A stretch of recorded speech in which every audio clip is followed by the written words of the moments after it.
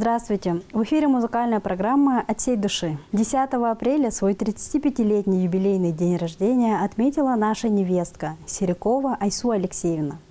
Она мать двоих замечательных мальчиков, дипломированный, любящий свою работу юрист.